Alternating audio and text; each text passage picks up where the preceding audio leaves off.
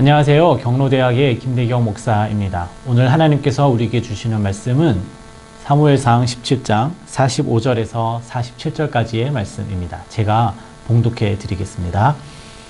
다윗이 블레셋 사람에게 이르되 너는 칼과 창과 단창으로 내게 나아오거니와 나는 만군의 여호와의 이름 곧 내가 모욕하는 이스라엘 군대의 하나님의 이름으로 내게 나아가노라.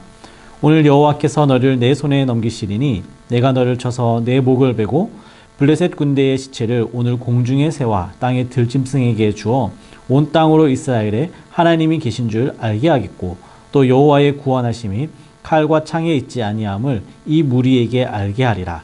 전쟁은 여호와께 속한 것인즉 그가 너희를 우리 손에 넘기시리라.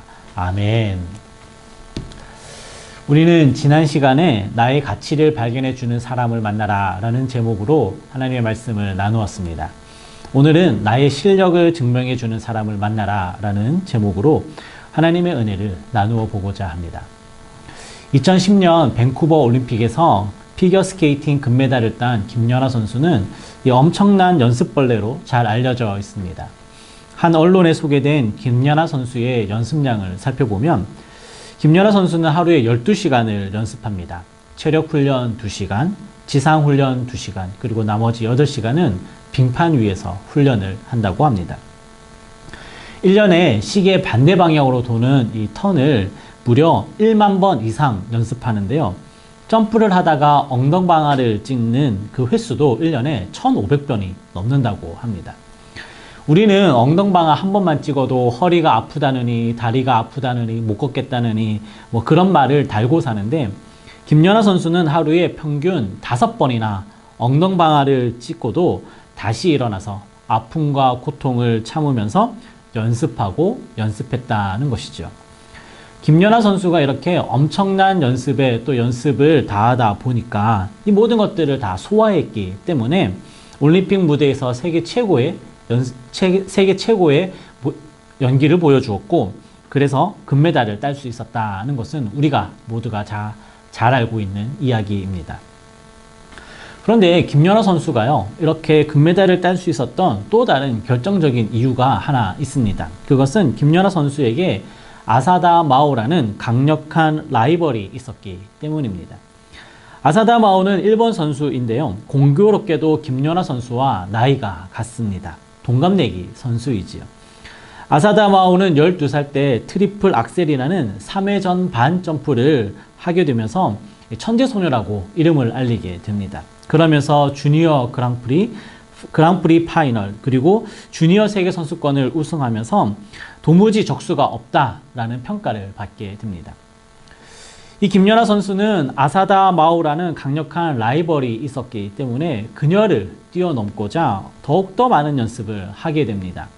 또 작은 성공과 성취에도 언제든지 아사다 마오가 자신을 뛰어넘을 수 있다는 경각심을 가지고 자신의 실력을 계속해서 키워 나갔습니다. 그리고 아사다 마오와 자신을 비교하면서 자신의 실력이 어느 정도가 되는지 어디쯤 와 있는지를 늘 평가하는 하나의 기준이 되었습니다. 그 결과가 밴쿠버 올림픽에서 금메달로 맺어지게 된 것이죠. 나의 라이벌, 나의 대적은 나를 괴롭히는 못된 사람이기는 분명하겠지만 지금의 내가 어느 정도의 실력을 갖추고 있는지 그리고 내가 얼마나 더 성장해야 되는지를 알려주는 측면에서는 고마운 사람이라 이렇게 생각해 볼 수도 있습니다. 오늘 본문에는 골리앗이라는 한 장수가 등장합니다. 그는 키가 2m 30이나 되는 거인이었고 힘도 무지 센 장사였습니다. 그런 무시무시한 장수를 앞에 둔 이스라엘 백성은 두려워 떨고만 있었습니다. 그때 다윗이 나타나서 그와 싸우겠다고 합니다. 다윗이 골리앗과 싸우러 나가기 위해서 했던 말이 오늘 우리가 함께 읽었던 본문입니다. 오늘 본문 속에서 다윗은 그동안 양을 치면서 갈고 닦았던 그 자신의 용맹함이 어느 정도인지 보여주게 됩니다. 사실 그의 실력이 어느 정도인지는 알 수 없었지만 골리앗을 만나게 되면서 이 대적을 만나게 되면서 그의 실력이 어느 정도인지를 알게 되는데요. 이 다윗의 실력은 엄청나다는 것을 넘어서서 온 이스라엘 땅에서 최고다라는 것을 오늘의 본문을 통해서 알 수 있게 됩니다. 게다가 하나님을 의지하는 다윗의 믿음이 얼마나 신실한지, 하나님을 얼마나 사랑하는지도 알게 되는데요. 하나님의 이름을 모독하는 골리앗에게 하나님의 이름이 얼마나 큰 능력인지를 보여주겠다라고 큰 소리로 선포하면서 하나님의 구원하심이 결코 칼과 단창 이런 것에 있지 않다는 것을 보여주게 됩니다.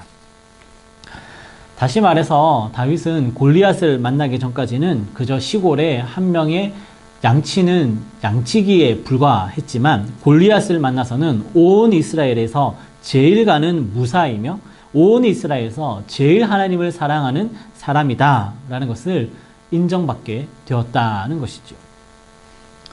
사랑하는 여러분, 혹시 여러분을 힘들게 하고 마음 어렵게 하고 또 괴롭히는 그런 사람 있습니까? 또는 꼭 사람이 아니어도 그 무언가가 여러분에게 수고하고 무거운 짐을 지우고 있는 것 있습니까?